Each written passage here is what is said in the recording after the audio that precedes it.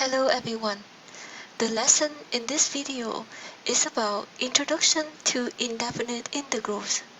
I would like to simplify the definition of integral and present it by the following formulas. I would like to provide everyone with a brief definition of all the symbols and the letters in these formulas. So first of all, this representing the integral sign. So integration or integrate is an operation of calculus, part of advanced mathematics. Alright, okay, so integration is an operation as well. So you have to perform the step knowing what to do in order to integrate certain function. So this one is the integral sign. So it's telling you that you need to integrate. Okay, or determine the integration of certain function, and that function would be fx.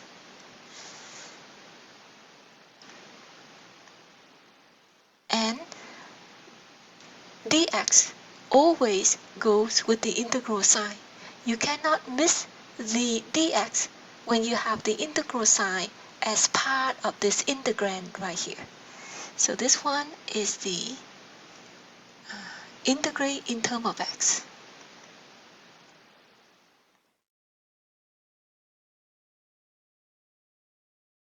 Alright, okay. So let me make this as a reminder of it for everyone. This whole thing is called the integrand. Okay, so for this integrand, you have a function in terms of x, therefore you have to attach that with the dx. So if you have the integral in terms of y, so let's say you have fy, it means you have to integrate it in terms of y.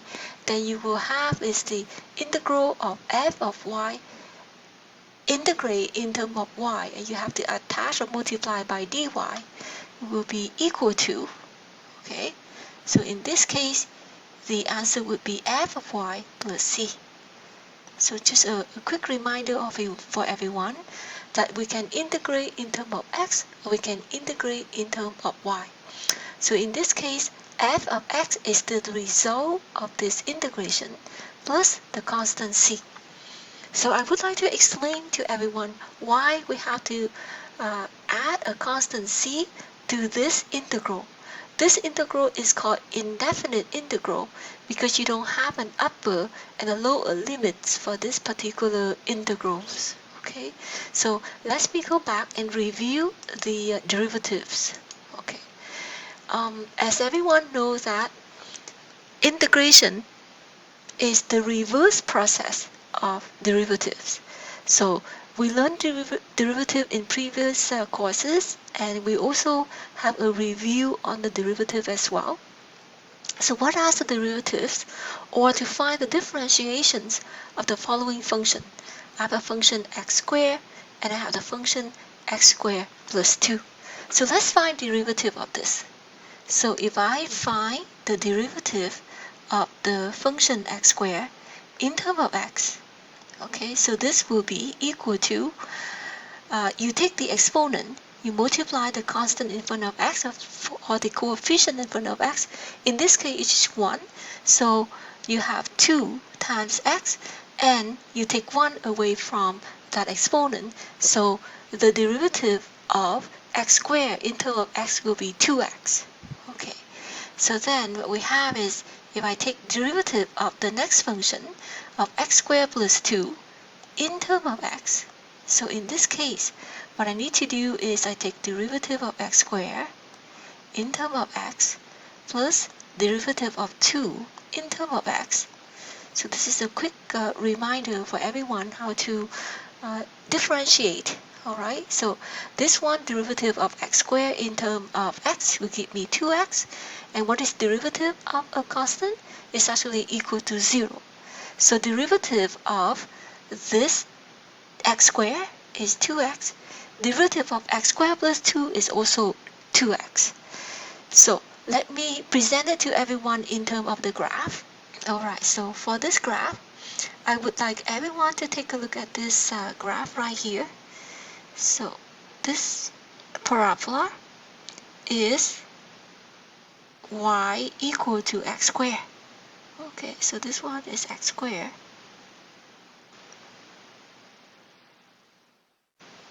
So y equal to x squared. The derivative of this one would be 2x. So if you notice that 2x is a straight line, okay? So if I give x equal to 1, so then this one I have y prime is equal to 2x. If I evaluate y prime at 1, I will have 2 as the slope of this particular line. So for this, you see I have this line equal to, the slope of this line is equal to 2. Okay, so I put slope equal to 2. And let's examine the next parabola, which is x squared plus 2. So you can see that the next parabola, x squared plus 2, is this parabola right here. The vertex of this parabola is actually at 0 and 2. So in this case, I have y equal to x squared plus 2. So then if I find derivative of this y prime, I should also have 2x. And let's evaluate this at the value x equal to 1. Okay, evaluate this at x equal to 1. Y prime of 1 is also equal to 2. So the slope of this particular line tangent to this particular parabola is, the slope is also equal to 2. And you see, demonstrate on this graph, these two lines are actually parallel to each other. Alright, so therefore, if I integrate 2x, okay, I also have x squared. If I integrate x squared plus 2, this particular number 2 will have to define as the plus c. If you integrate certain function and you don't have an upper and lower limit for that, you will have to add c. So part of that plus c is because I have x squared plus 2. My slope is also equal to 2x. Okay, evaluate at 1, I have the slope equal to 2. If I have the function x squared, the derivative of that is also 2x. And to evaluate the slope at the x equal to 1, I also have 2. So because integration is the reverse process of derivative, therefore, in finding the indefinite integral, I must have the constant c attached to my result. Alright, okay. So that is the brief definition for indefinite integral. So now let's get into the process. How can we integrate certain functions? Okay, so I repeat myself again. Integration is the reverse process of derivative. So for derivative, you multiply by the constant in front of x. Then you take 1 away from the exponent. If you notice in these formulas here, you integrate x to the exponent n in terms of dx, that means that you add 1 to the exponent and then you divide it by that result. You see, somehow it's the reverse process. Multiplication is the opposite operation of division. Subtraction is the opposite of addition. So you see right here, you add 1 to the exponent, you divide it by the result. Don't forget to add the c, the constant c, because you are dealing with indefinite integral. Alright, okay. So let's start with the process, doing a few examples. I'm asking everyone to integrate the followings and express final answer as positive exponent only. Okay, so let's get started. So I have integral of x to the exponent 7. So in this case, what I have to do is I follow the definition that's given to me, add 1 to the exponent and divide it by the result. Okay, so if I take 7 plus 1 and I divide it by 7 plus 1 plus c, so in this case the final answer would be x to the exponent a divided by a plus c, which is the integral of x to the exponent 7 integrate in terms of x. So that's why we got the dx. Okay. Then the next one is I would like to remind everyone the formulas for exponent. Okay, so we have a, okay, to the exponent m with the index of n as the radical. So what you do is the exponent for this base is always the numerator, and then your index for your radical is the denominator. So before we can add 1 to the exponent and divide it by the result, we need to convert this function into the power of x. So we will have x raised to the exponent 2/3. Okay, so I still have to write my integral sign because I haven't done any integration yet, and all I did was just convert this radical to the exponent so that I can add 1 to the exponent and divide it by the result. Alright, okay, so the next step is to write without the integral sign because you already performed the integration. Therefore, the next step, you don't have any more of that integral sign. You also don't have any more of that factor dx. Okay, so I will have x raised to the exponent 2/3 plus 1. Okay, so let me rewrite the x. Okay, and then all of this I will have to divide it by 2/3 plus 1 and plus c. So what I have is I will have x raised to the exponent 5/3. Okay, so divided by a fraction is the same as I multiply by the reciprocal of that fraction. That means I will multiply by 3/5 plus c. So to simplify this, I will write 3 times x to the exponent 5/3, the whole thing divided by 5, okay, plus c. Excuse me. Okay, so make sure that we check everything that we done correct. Alright, okay, so question number 3. In this question, I have 1 divided by x to the exponent 5.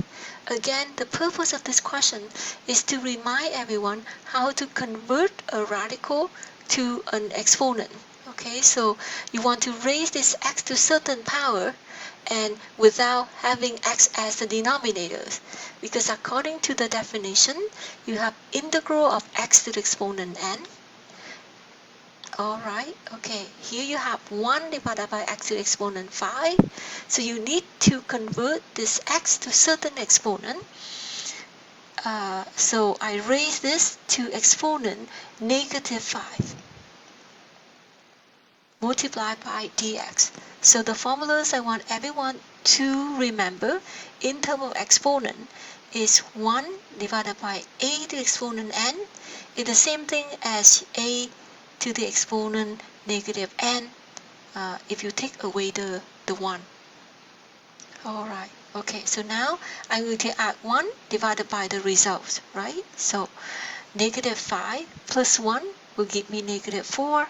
So x raised to the exponent -4, the whole thing divided by -4 plus c. The question here asking me to present my answer as positive exponent only, so I need to convert this into a positive exponent. So what I will write is 1 divided by -4 times x to the positive 4 plus c. Alright. Okay, so let's move on to the next one.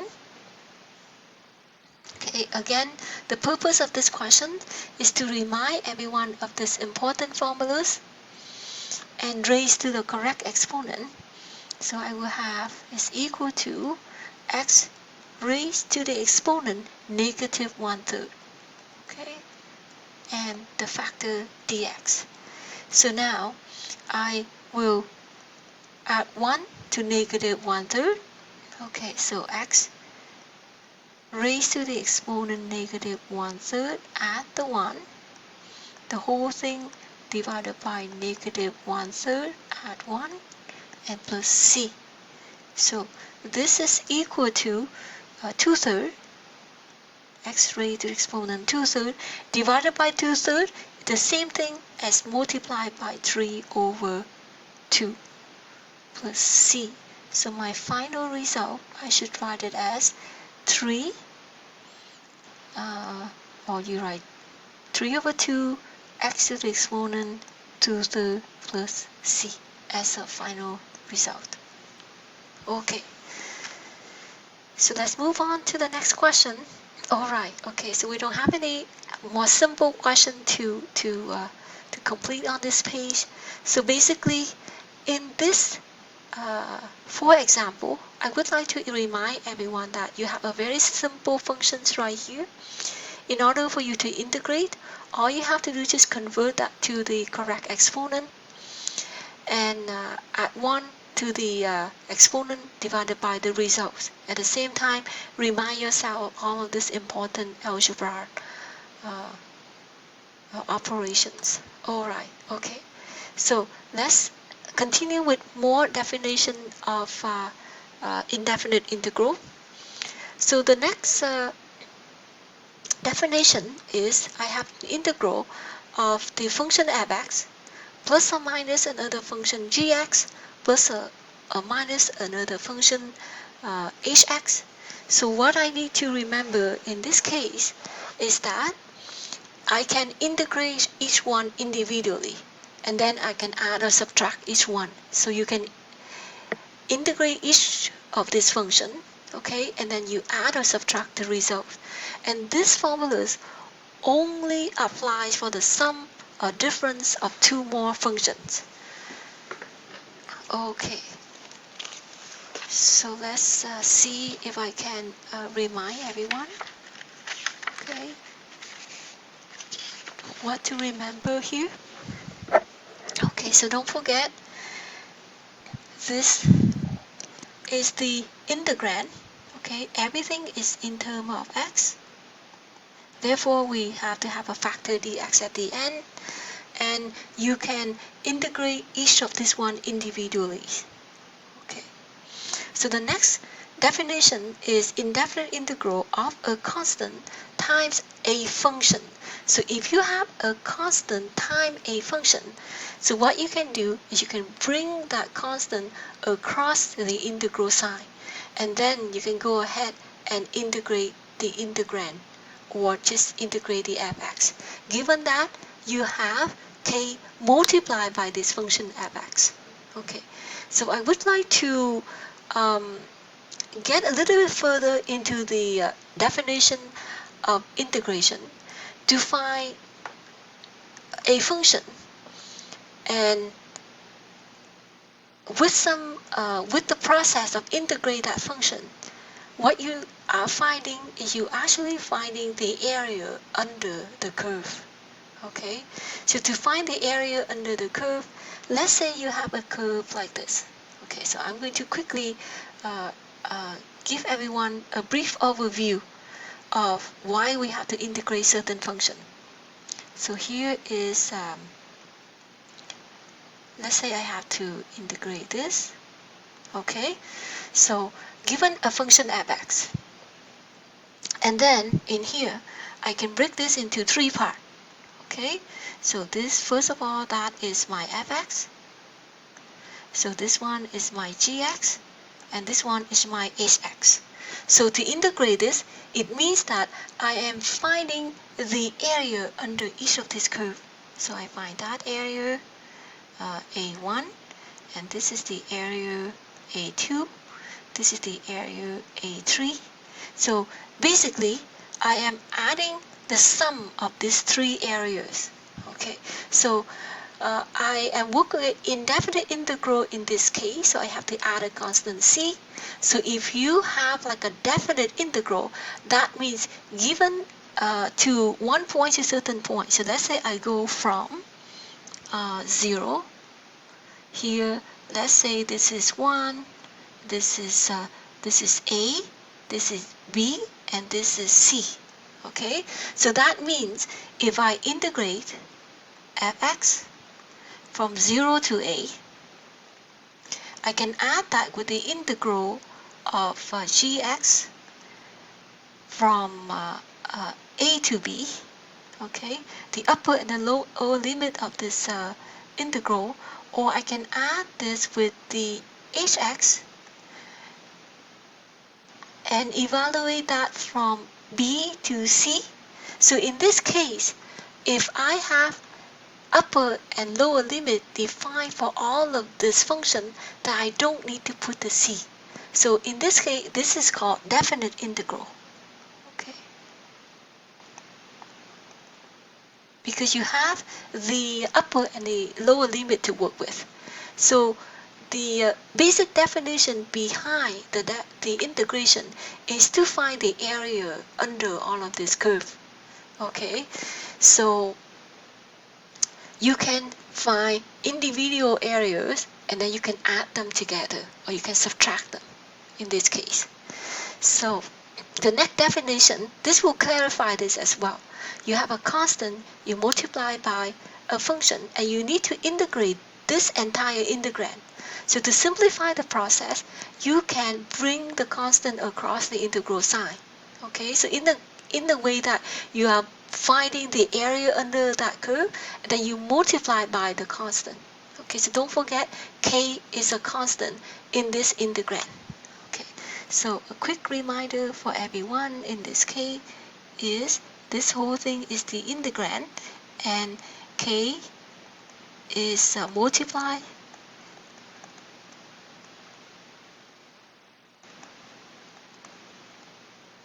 then you can bring this across the integral sign. So it's a multiplication.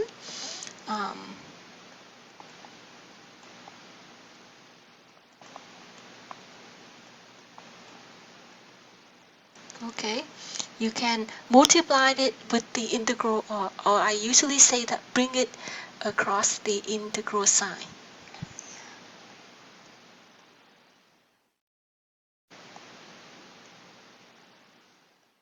Okay, so let's start with our example.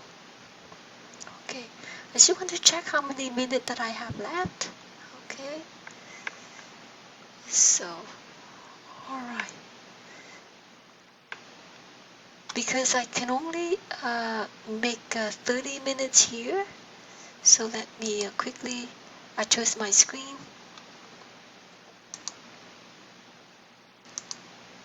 Okay, so let's see how many more minutes that I have left. Okay, I only have 7 minutes left, so I will quickly go over this question number 5, and my next video I will work with question number 6 and also question number 7, and then it's involved quite a few algebra here because I really want to emphasize the concept of exponent, because before you can integrate you need to convert to the correct exponent.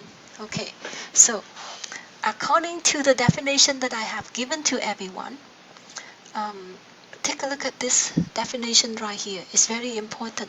Alright, so you have a k. K is a constant. K is a multiplication to the function. Then you can perform this step.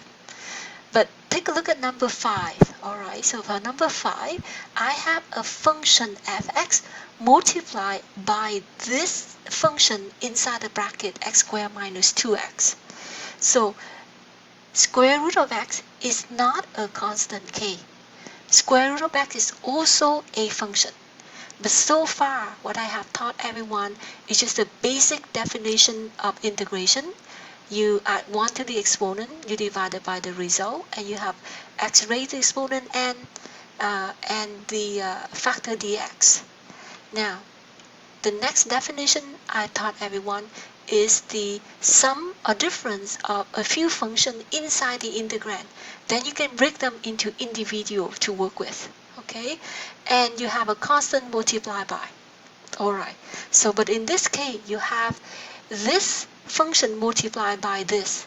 So you cannot try to bring the square root of x across the integral sign. You cannot do that. You can only do that if it is a constant or it's just a number.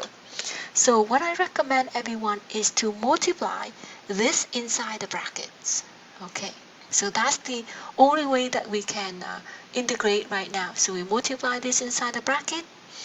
I will have the integral of square root of x multiplied by x squared. So square root of x multiplied by x squared. So let's break this into x to the exponent a half. Okay.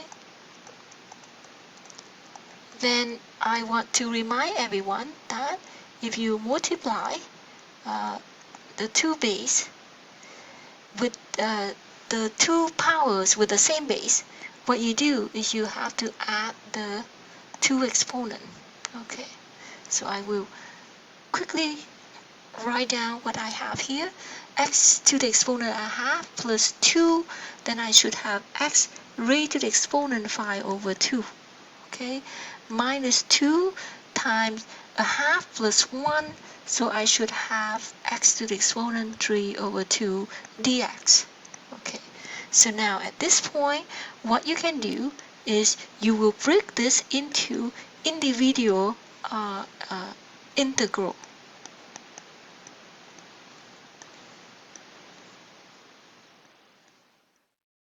Okay, so notice this. So don't forget the dx. Okay, so notice this 1. Okay, so this one I can bring the 2 across the integral sign right away. So I'm trying to do step by step for everyone here. Subtract 2, write that across the integral sign. Alright, okay, so this dx. So what we have next is we are going to find the result here. And I only have 3 minutes left. Now, as you see, when you are doing math, one thing is not to rush yourself. Okay, so make sure that you take your time and don't rush. So in this case, if I add 1 to this exponent, 5 over 2, then I will have it as 7 over 2. Okay, so 5 over 2 plus 1 is 7 over 2. So I will have x raised to the 7 over 2, and what I do is I have to divide it by 5 over 2. Okay, so I will write divided by 5 over 2 here, and then I will take the integral of this as well. So 2 times x raised to the exponent 5 over 2, because 3 over 2 plus 1 is 5 over 2. So then I have to divide it by 5 over 2, right? So make sure you plus c, because you work with indefinite integral. Now you are going to simplify your work. So divided by this. Simplified it, I will have 5, I'm sorry, this should be 7 over 2 divided by 7 over 2. So I should have 2 over 7, x raised to the exponent 7 over 2. So this is a 2. And for this one, I should have 2 times 2 over 5.